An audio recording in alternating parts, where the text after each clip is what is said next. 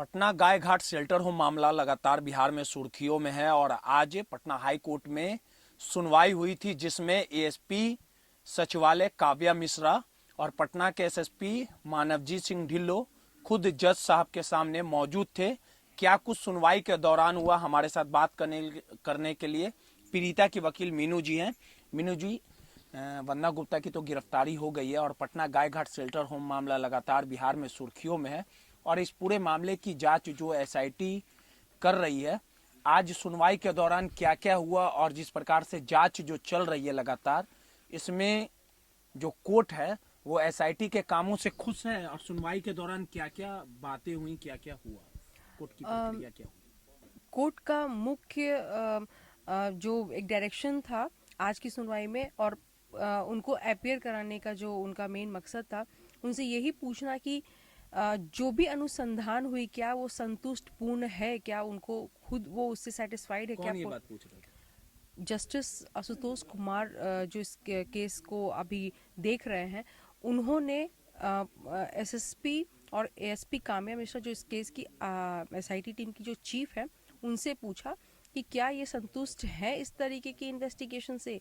क्या एक एक्यूज्ड को पकड़ लेने से और जो 4 लोगों का नाम आ रहा है जिसके लिए वो अपनी रिपोर्ट में लिखते हैं कि क्लूलेस है वो लोग, उनके प्रति आगे कुछ और अनुसंधान के क्रम में कुछ पाए जाना मुश्किल है, तो क्या ये एक स्टैंडर्ड ऑफ इन्वेस्टिगेशन होना चाहिए कि एक पुलिस पर्सनल होकर के एक एसआईटी टीम गठित की गई और एक उच्च अधिकारी महिला को इसका एक एसआईटी टीम का चीफ बनाया गया।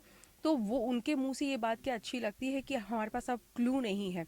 तो जस्टिस आशुतोष कुमार की खंडपीठ थी, उन्होंने यही बोला कि क्या और आगे इन्वेस्टिगेशन का कोई क्लू नहीं है तो इस पे वो लोग विचार करेंगे और वो देखेंगे कि क्या क्लू है और इन्वेस्टिगेशन को कैसे आगे बढ़ाया जाए।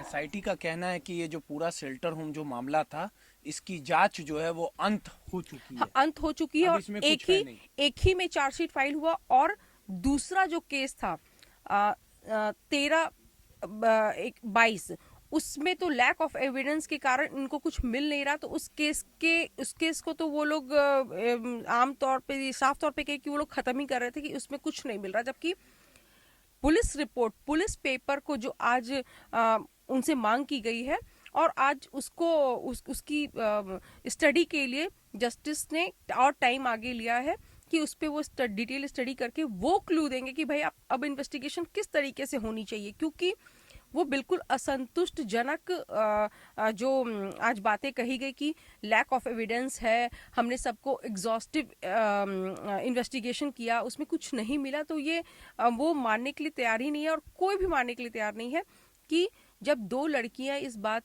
को स्वीकार रही हैं कि उनके साथ गलत होता था, उनको बाहर स्मगल किया जाता था, ये खुद एसएसपी ने अपने मुंह से बताया है कि इस तरीके की बातें आई हैं, तो उस बेसिस पे एक्शंस ली गई। लेकिन और जो 4 लोग जो विजिटर्स थे उनके बारे में क्या कहना है, गार्ड ने जो बातें कही है उनके बारे में क्या कहना है, उनका 164 बयान क्यों नहीं कराया गया।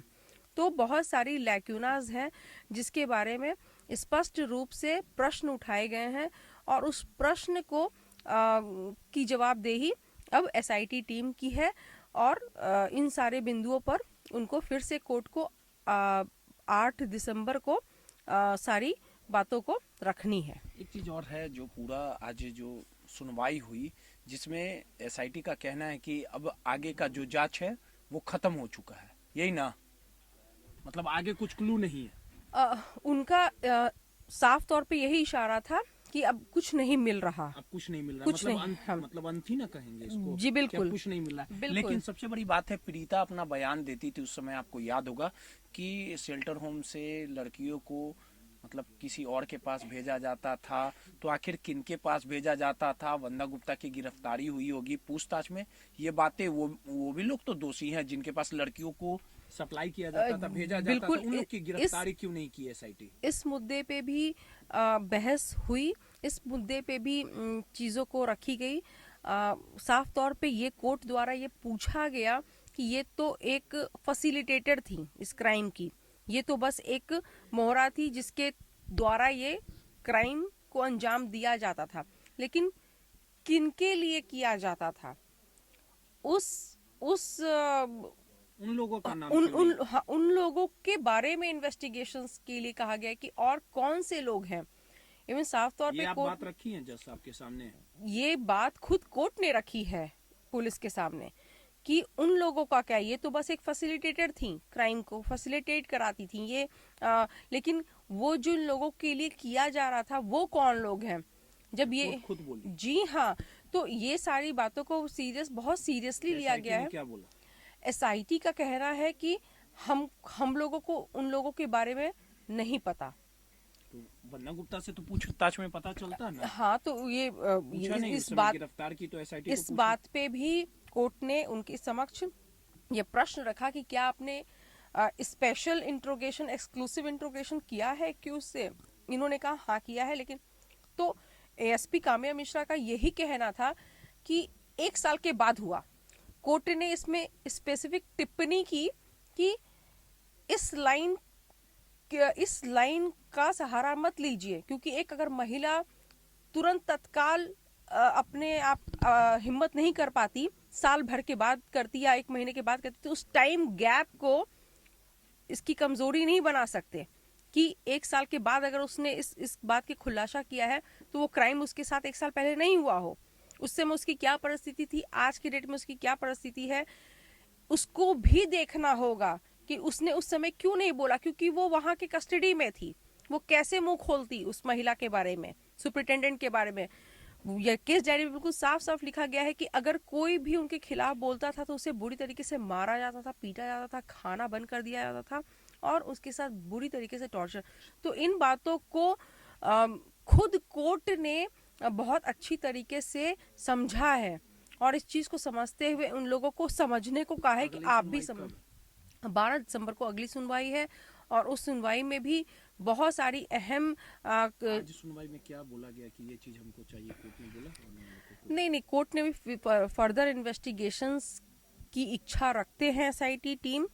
इसके लिए उनसे पूछा है कि अगर आप नहीं भी चाहते हैं कि इन्वेस्टिगेशन और आगे जाए तो आप लिखित में लिख के दे दीजिए ऑन एफिडेविट कि अब इसमें फर्दर इन्वेस्टिगेशन का कोई स्कोप नहीं है, हमने सारा चीज कर दिया है इन्वेस्टिगेशन। उसके बाद हम लोग देखते हैं, कोर्ट देखेगा कि इसको किस तरीके से इन्वेस्टिगेट। तो उनका सरासर इशारा था कि या तो सीबीआई इंक्वायरी होगी या विजिलेंस इंक्वायरी हम करवाएंगे अपने स्तर से और हम डायरेक्शन देंगे कि इन्वेस्टिगेशन का डायरेक्शन कैसा होना चाहिए। हम मामले में 6 महीने के बाद गिरफ्तारी होने पे भी कुछ बिल्कुल, उसमें उन्होंने टिप्पणी ये की है कि आपने 6 महीने तक तो खुला छोड़ा था, तो क्या उस दौरान 64B में इलेक्ट्रॉनिक एविडेंस जो आप जब्त करते हैं, सीज करते हैं कैमरा, तो क्या आपने सर्टिफिकेट लिया एक फॉरेंसिक एक्सपर्ट से कि हाँ इसके साथ कोई टैंपरिंग नहीं हुई है।